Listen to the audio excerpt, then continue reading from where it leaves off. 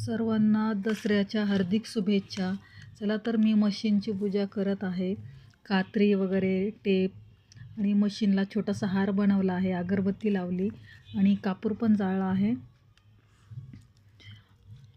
आणि आता घरामध्ये मी दिवा लावलेला आहे, अगरबत्ती. आणि हे आमचे आहो कलरचे काम करतात, त्याच्यामुळं मी हे कलरच्या आम्ही दरवर्षी ना सर्व ब्रश पत्रा हे वगैरे यांचं पूजा करत असतो. हा पलटीपत्रा वगैरे आहे, ब्रश, रोलर आणि छोटा ब्रश, मोठा ब्रश याची आम्ही पूजा करत आहोत. तुम्ही बघू शकता. ही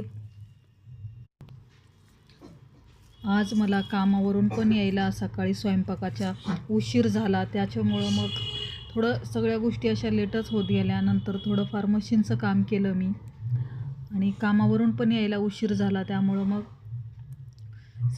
घाईघाईमध्ये मग मी केली पूजा. ही हार पण बनवले, एक दाराला बनवला, गाडीसाठी, मशीनला बनवला छोटासा, आणि बाकीचे फुलं इथं मी ठेवली आहेत पूजेसाठी. तर म्हटलं ही पूजा ठेवली. हे रोलर आहेत जे कलरच्या कामासाठी, पेंटिंगच्या कामासाठी वापरतात. हा पलटीपत्रा आहे, हा छोटा पत्रा आहे आणि हे सगळे कलरच्या कामाचं साहित्य आहे.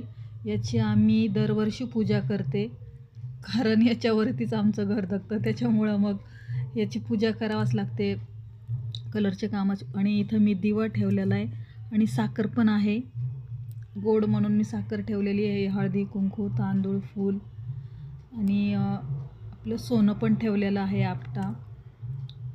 आपट्याची पानं. तुम्हाला जर पूजा आवडली असेल तर कमेंटमध्ये सांगा. आणि दसऱ्याच्या तुम्हाला सर्वांना हार्दिक खूप खूप शुभेच्छा. धन्यवाद.